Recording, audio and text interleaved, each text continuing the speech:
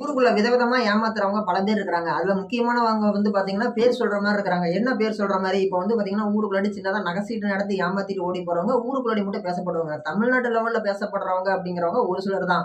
அதெல்லாம் ஆன்லைன் மூலியமா சூதாட்டம் நடத்தி ஏமாத்துறவங்க ஒரு மாரி அப்படின்னா, மை வி3 ஆட் அப்படின்னு சொல்லக்கூடிய கம்பெனி வந்து பாத்தீங்கன்னா, சக்தி ஆனந்த் அவருடையது. அவர் வந்து பாத்தீங்கன்னா, என் கம்பெனில வந்து நீங்க ப்ராடக்ட் வாங்குங்க. நீங்க வந்து விளம்பரம் பாருங்க. விளம்பரம் பார்த்துட்டு நீங்க வூட்ல இருங்க உங்களுக்கு காசுங்கிறாரு. கிட்டத்தட்ட ஸ்டார்ட்டிங்ல ரூ. 5 ரூ. 10 ரூ. 50 இருந்து போக போக silver member, diamond member, gold member, emerald மெம்பர்ன்னு சொல்லிட்டு மெம்பர்ஷிப் அதிகமா போட்டு பணத்த நெறையா குடுத்துருக்கிறாரு. பொதுவா வந்து பார்த்தீங்கன்னா, இந்த சக்தி ஆனந்தன் மேலயும், மை வி3 ஆட்ஸ் கம்பெனி மேலயும் பொருளாதார குற்ற தடுப்பு பிரிவுல வந்து பார்த்தீங்கன்னா, ஒருத்தர் வந்து ஒரு புகார் குடுக்குறாரு. இவங்க வந்து இந்த மாரி ஒரு ஸ்கேம் ஒண்ணு நடத்திட்டு இருக்கிறாங்களான்னு சந்தேகமா இருக்குது. இவங்கள பத்தி நம்ம வந்து முழுமையான விஷயம் தெரிஞ்சுக்கணும்னு சொல்லி ஒருத்தர் சொல்றாரு. அது அவர் சொல்றதுக்கு மெயின் காரணம் அப்பத்தி இருந்த ஒரு வார இதழ் ஓகேங்களா? மிகப்பெரிய ஒரு வார இதழ்ல வந்து இவங்கள பத்தி ஒரு விஷயம் வருது. இந்த மாரி மைவே3ன்னு சொல்லி ஒரு கம்பெனி இருக்குது கோயம்புத்தூர்ல. இவங்க வந்து ரொம்பவே ஒரு மோசமான விஷயமா பண்ணிட்டு இருக்கிறாங்க. இவங்க என்ன ஆதாரத்தின் அடிப்படையில விளம்பரம் பார்த்தா காசு குடுக்குறாங்க. இத நம்பி மக்களும் பணம் போடுறாங்க. பணம் போட்டு கிட்டத்தட்ட வந்து பார்த்தீங்கன்னா, 1,000,000க்கு மேல மக்கள் வந்து பணம் போட்டுருக்காங்க. 1,000,000 மக்கள். 1,000,000ன்னா ரூ. 10,00,000 பணம் போடல. 10,00,000 பேருக்கு பக்கமா பணம் போட்டுருக்காங்க. மைவி3 ஆட்ல வந்து பார்த்தீங்கன்னா, டவுன்லோட்ஸே 1,000,000 டவுன்லோட்ஸ் ஆயிருக்குது. 10,00,000 பேர் டவுன்லோட் பண்ணிக்கிறாங்கன்னா, டவுன்லோட் பண்ணவன் எல்லாம் பணம் போட்டுருக்கான்னு தான் அர்த்தம். ஸோ, இதெல்லாம் என்ன சோர்ஸ், என்ன அடிப்படையில இவங்க பணத்த ரிட்டர்ன் குடுக்குறாங்கன்னு தெரியல. எத்தன சதுரங்க வேட்டை படம் வந்தாலும் இவங்க யாருமே திருந்த மாட்டாங்களாட்ருக்கு மக்கள்லாம். ரொம்ப தவறான செயல் செய்றாங்க மக்களு. இதோடைய அடுத்த கட்ட நிலைப்பாடுங்கிறது எப்படி இருக்குன்னு நம்மளுக்கு தெரியல. கடவுள் தான் இந்த மக்கள காப்பாத்தணும்னு சொல்லிட்டு, அவங்க ஒரு கருத்து அப்படிங்கிறது பதிவு பண்றாங்க. அவிங்க அப்படி கருத்து அப்படிங்கிறத பதிவு பண்ணவாட்டி, அந்த பத்திரிக்கை படிச்ச ஒருத்தர் வந்து போய் பொருளாதார குற்ற தடுப்பு பிரிவுல போய் புகார் பண்றாரு. அவங்க என்ன பண்றாங்க, இவருக்கு ஒரு சம்மன் அனுப்புறாங்க. இந்த மாரி நேர்ல ஆஜராகி நீங்க உத்தரவு குடுங்க, விளக்கம் குடுங்க அப்படின்னு சொல்லிட்டு. அவங்க அந்த மாரி சம்மன் அனுப்புன உடனே, பொதுவா ஏதோ ஒரு பிரச்சனை நடந்துச்சு அப்படின்னா, யார் போராட்டம் பண்ணுவாங்க? பாதிக்கப்பட்ட மக்கள் போராட்டம் பண்ணுவாங்க. ஓகேங்களா? என்ன இந்த மாரி அவன் ஏமாத்திட்டு போயிட்டான். என்ன வந்து பணத்த ஏமாத்தி விட்டான். எங்கள வந்து மனச கஷ்டப்படுத்திட்டான்னு சொல்லி, உரிமைக்கோசரமோ, உணர்வுக்கோசரமோ, ஏமாற்றப்பட்டதுக்கோசரமோ, அல்லது பாதுகாப்பு வேண்டியோ, உரிமைகள மீட்கணும்னு சொல்லி தான் எல்லாரும் போராடுவாங்க. ஆனா, இந்த கோயம்புத்தூர்ல மை வி3 கம்பெனி ஓனரு சக்தி ஆனந்தனுக்கு ஆதரவா, மை வி3 ஆட்ஸ் கம்பெனிக்கு ஆதரவா பொதுமக்கள் வீதியில இறங்கி போராட்டம் பண்றாங்க. எங்க கம்பெனி நல்ல கம்பெனி, எங்க கம்பெனி சூப்பர் கம்பெனி, எங்க ஓனர் தங்க ஓனர் அப்படின்னு சொல்லி போராட்டம் பண்றாங்க. எங்க கம்பெனி நல்ல கம்பெனி அப்படின்னு சொல்லி போராட்டம் பண்றாங்க. யாரோ இந்த மாரி பொய் வழக்கு குடுத்துட்டாங்க அப்படின்னா என்ன அர்த்தம்? நீங்க எதுக்கோசரம் அவர விசாரணைக்கு வர சொல்றீங்க? அவர்லாம் வரமாட்டாரு. அவர்லாம் தங்கமான மனுஷன். பாதிக்கப்பட்டதா யாரோ புகார் குடுத்துருக்காங்களா? கிடையாது. நான் அவங்க கிட்ட பணம் போட்டு லட்ச லட்சமா சம்பாரிச்சுட்டு இருக்கிறேன். இப்பதான் என் குடும்பம் நிம்மதியா இருக்குது. நீங்க ஏன் என் நிம்மதிய கெடுக்குறீங்க? உங்களுக்கு இதெல்லாம் சரின்னு தோணுதா? ஏன் இந்த மாரி அடுத்தவன் குடிய ஏன் கெடுக்குறீங்க? அடுத்தவன் பொழப்ப ஏன் கெடுக்குறீங்க? ஏன் இப்படி ஒரு ஊர் சாபம் வாங்குறீங்க? எங்கள எதுக்கு தொந்தரவு பண்றீங்க? எங்க சக்தி ஆனந்தன் ஓனரு ரொம்ப ரொம்ப நல்ல ஓனரு. தயவு செஞ்சு அவர யாருமே எதுவுமே சொல்லாதீங்க. ப்ளீஸ் அப்படின்னு சொல்லி சொல்றாங்க. போராடி இருக்கிறாங்க. வலைவழியில காணொளி இருக்குது. அப்படி போராட்டம் பண்ணாலுமே கூட அவர கூப்பிட்டு விசாரிக்கிறாங்க. விசாரிக்கும் பொழுது சரியான, முறையான, தெளிவான அந்த ஆதாரம் அப்படிங்கிறத அவர் சரியா காட்டல. அதுக்கப்புறமேட்டு அவர விசாரணைக்கு அழைச்சவங்க கூட்டிட்டு போய் உள்ளாடி வைக்கிறாங்க. ஒரு குறிப்பிட்ட நாள்ல வெளியில வராரு. மறுபடியும் பிடிக்கிறாங்க. பிடிச்ச உடனே கொஞ்சம் கொஞ்சமா மக்களுக்கு போயிட்டு இருந்த ஃபண்ட் அப்படிங்கிறது அப்படியே கொஞ்சம் கொஞ்சமா நிலுவையாகுது. நிலுவையாகும் பொழுது வந்து பார்த்தீங்கன்னா, மக்கள் பணத்த நெறைய போட்டிருக்கிறாங்க. மில்லியன்ஸ்ல போட்டிருக்கிறாங்க. மில்லியன்ஸ்ல பணம் போட்டவங்களும் கூட இருக்கிறாங்க. போட்டு விளம்பரம் பார்த்துட்டு இருந்தா காசு. நீங்கள் வீட்டிலிருந்தே சம்பாதிக்கலாம். உங்களை தேடி இல்லம் தேடி ஆ கவர்மெண்ட் ஸ்கீம் சொல்றாங்க இல்லையா? இல்லம் தேடி கல்வி, இல்லம் தேடி மருத்துவம், இல்லம் தேடி ரேஷன் கடை, இல்லம் தேடி எல்லாம் அப்படின்னு. அதே மாரி இவங்க என்னன்றாங்க, மை3 ஆட். இல்லம் தேடி காசு, இல்லம் தேடி செல்வம், இல்லம் தேடி லட்சுமி அப்படின்னு சொல்லிட்டு விதவிதமா பேசி மக்கள வந்து கேன்வாஸ் பண்றாங்க. கேன்வாஸ் பண்ணியிருக்கிறாங்க.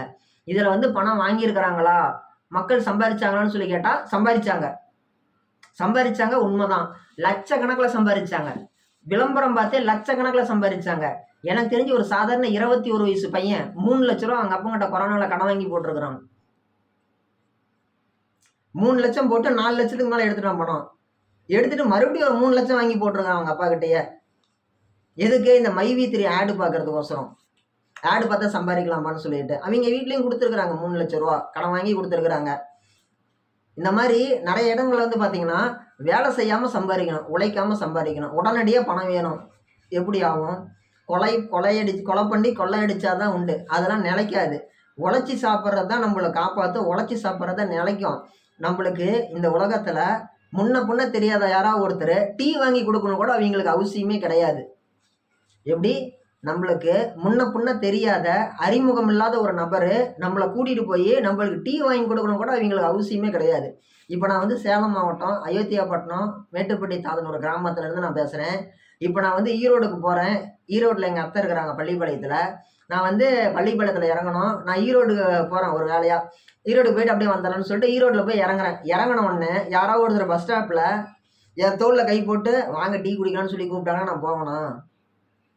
அண்ணன் டீ வாங்கி கொடுக்குறாருப்பா போகலாமான்னு சொல்லி போவேனா? போக மாட்டேன். ஏன்? கூட்டிகிட்டு போய் இதை அடித்து பணம் பிடிங்கிட்டாங்கன்னா என்ன பண்ணுறது? அதுவும் இல்லாமல் அவங்க யாருன்னே நம்மளுக்கு தெரியாது.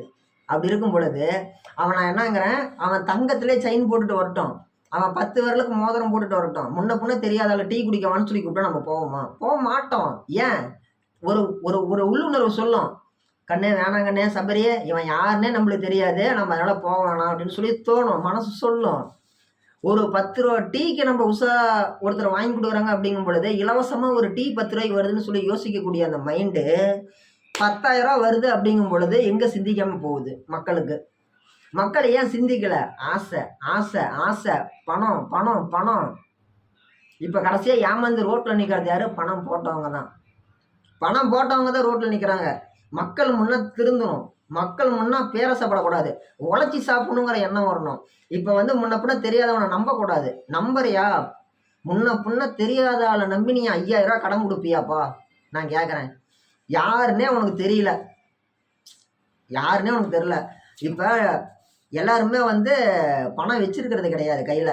நடுத்தர குடும்பம் அப்படிங்கிறவங்க அன்னன்னைக்கு பொழுத ஓட்டுறவங்க தான். நம்ம கையில் பணமே இருக்காது. யாராவது ஒருத்தர் வந்து உதவின்னு கேட்டாங்க அப்படின்னா, கண்ணா எனக்கு 1 லட்சம் பணம் கொடு கடன் சொல்லி கேட்குறாங்கன்னா நீ என்ன சொல்லுவ? எனக்கே 50,000 கடன் இருக்குதியா அப்படின்னு தானே சொல்லுவ. யாராச்சும் ஒருத்தர் உங்கள்கிட்ட வந்து எனக்கு ஒரு 1 லட்சம் வேணாம், ஆனால் ஒரு 5,000 தான் இருக்கட்டும்பா, முன்ன போன ஃப்ரெண்டுன்னு உன் ஃப்ரெண்டு கேட்டாலே நீ கொடுக்க மாட்டேன், அது வேற கதை. நண்பனாக இருந்தாலும் நான் கொடுக்க மாட்டேன், அது வேற கதை. ஏன்னா நட்புக்குள்ளே பணத்தினால மன வருத்தம் வந்துடும் சொல்லி கொடுக்க மாட்டாங்க. ஃப்ரெண்டுன்னு ஒருத்தன் வரான் வந்து, நான் உன் ஃப்ரெண்டோட ஃப்ரெண்டு, எனக்கு ஒரு 5,000 பணம் கொடுன்னு சொல்லி கேட்டால் கொடுக்குமா? ஏன்டா காசு இல்லைப்பா அப்படிங்கிறான். அவன் என்னங்கிறான், சரி கடன் வாங்கி கொடு, நான் 5,000 கூட உனக்கு 7,000 திருப்பி தரேன்னு சொன்னால் நம்புவோமா? நம்ப மாட்டோம். அடிங்க கொய்யால நீ யாருன்னே எனக்கு தெரியாது, உன்னை நம்பி நான் எப்படி பணம் கொடுக்கணும்னு சொல்லி சொல்லுவோமா? சொல்ல மாட்டோமா? ஃப்ரெண்டுன்னு சொல்லி வரக்கூடிய ஒரு நபரை நம்ம நம்ப மாட்டோம். 5,000 கொடுப்போம், அவன் 7,000 கொடுக்குறான்னு சொன்னால் நம்ப மாட்டோம். ஆனால் இதுவே ஒரு மிகப்பெரிய ஒரு காரில், ஒரு 10 லட்ச ரூபா ஆடி காரில் வந்து கோட் சூட் மாட்டிக்கிட்டு கூட 4 பவுன்சரை வச்சுக்கிட்டு டிப்டாப்பாக ஒருத்தன் வந்து, நீ எனக்கு 5,000 ரூபா கொடு, மாதம் ஆனால் 1,000 ரூபா நான் உனக்கு கொடுக்குறேன் 10 மாதத்துக்குன்னு சொன்னால் நம்புகிறோம். காசு இல்லைன்னா கடன் வாங்கி கொடுக்குறோம் நம்ம. அவன் 5,000 கொடுத்தா மாதம் 1,000 ரூபா 10 மாதம் கொடுக்குறானா, 5,000 கொடுத்தா 10,000 வருதுன்னு சொல்லிட்டு இவ்வளவும் பேராசை இல்லாமல் இப்போ என்னன்னு சொல்லுவாங்க? ஏமாறுறவன் இருக்கிற வரைக்கும் ஏமாத்துறவன் விதவிதமாக ஏமாத்திட்டு தான் இருப்பான். ஒரு சில ஸ்கேமர்ஸ்லாம் இருக்கிறாங்க. ஒரு சில ஸ்கேமர்ஸ்லாம் வந்து பார்த்தீங்கன்னா எங்கே இருக்கிறாங்க, என்ன பண்ணுறாங்க, ஏது பண்ணுறாங்க யாருக்குமே தெரியாது. ஓகேங்களா? ஆன் த ஸ்க்ரீனில் இருக்க மாட்டாங்க, ஆஃப் த ஸ்க்ரீனில் இருப்பாங்க. ஆஃப் த ஸ்க்ரீன்லாம் இந்த ஆன்லைன் மோசடியில் வந்து பார்த்தோம்னா, நீங்கள் இந்த லிங்கை தொட்டிங்கன்னா உங்கள் அக்கௌண்ட்டில் இருக்கிற பணத்தெல்லாம் அவன் திருடிட்டு போயிடுவான், ஆட்டையை போட்டு போயிடுவான். இந்த மாதிரியெல்லாம் இருக்கிறாங்க. ஆனால் இன்னும் ஒரு சில வந்து பார்த்தீங்கன்னா ஆன் த ஸ்க்ரீன் வெளிப்படையாக தங்களோட முகத்தை காட்டுவாங்க. நம்ம சேலத்தில் வின்ஸ்டர் இந்தியா சிவகுமார் மாதிரி, நம்ம சேலம் அம்மாப்பேட்டையில் 500 கோடி ஒரு பெண்மணி திருடிட்டு போனாங்களே, ஆட்டையை போட்டு போனாங்களே. எனக்கு தெரிஞ்ச ஒரு டாட்டா ஏசி ஓட்டுறான்னு வீட்டை அடமானம் வச்சு 5 லட்சம் வாங்கி கொடுத்தாரு. கடைசியாக வீட்டையே விற்று விட்டாரு. 5 லட்ச ரூபாவுக்கு வட்டி கட்ட முடியலன்ட்டு. ஆசை, அவ்வளவும் ஆசை. ஏன் நீங்களாம் இப்படி இருக்கிறீங்க? உழைச்சி சாப்பிட்றது தான் நிலைக்கும், அதுதான் கூட வரும். உழைப்புங்கிறது இருக்கணும். உழைப்பு இருந்தால் தான் நம்மளை அதை காப்பாற்றும். சும்மா வர காசு சும்மாவே போயிடும். அது வரதும் தெரியாது, போகிறதும் தெரியாது. நாம் இன்றைக்கி ஒருத்தனை ஏமாற்றி நம்ம 10 ரூபா வாங்கினோம்னா, இன்றைக்கி நைட்டு வாங்குறோன்னா நாளை காலையில் எனக்கு அது 20 ரூபா 30 ரூபாய் செலவு காத்திருக்கும்.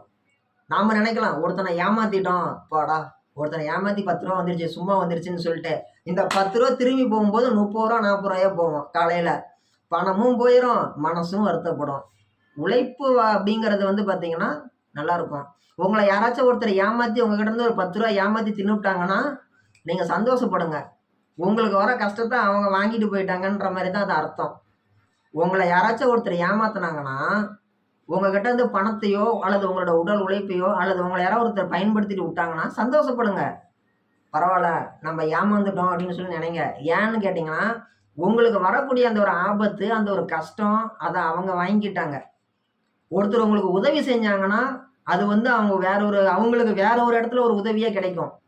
இப்ப வேலை இல்லாத ஆளுக்கு யாரோ ஒருத்தர் வேலை வாங்கி குடுக்குறாங்க அப்படின்னா, அவங்க செய்யக்கூடிய வேலையில வந்து பார்த்தீங்கன்னா, அத விட ஒரு நல்ல ஒரு வாழ்க்கை அப்படிங்கிறது அவைங்களுக்கு கிடைக்கும். நம்ம செய்யக்கூடியத என்ன செய்றோமோ, அதான் நம்மளுக்கு நல்லது செஞ்சா நல்லது நடக்கும். கெட்டது செஞ்சா கெட்டது நடக்கும். உங்கள யாராச்சும் ஒருத்தர் ஏமாத்துனா சந்தோஷப்படுங்க. ஓகே. நம்மள ஒருத்தன் ஏமாத்திட்டான். நம்ம கிட்ட இருக்கிறதெல்லாம் வந்து அவன் வாங்கிக்கிட்டான். நெகட்டிவா அவன் வாங்கிட்டான்.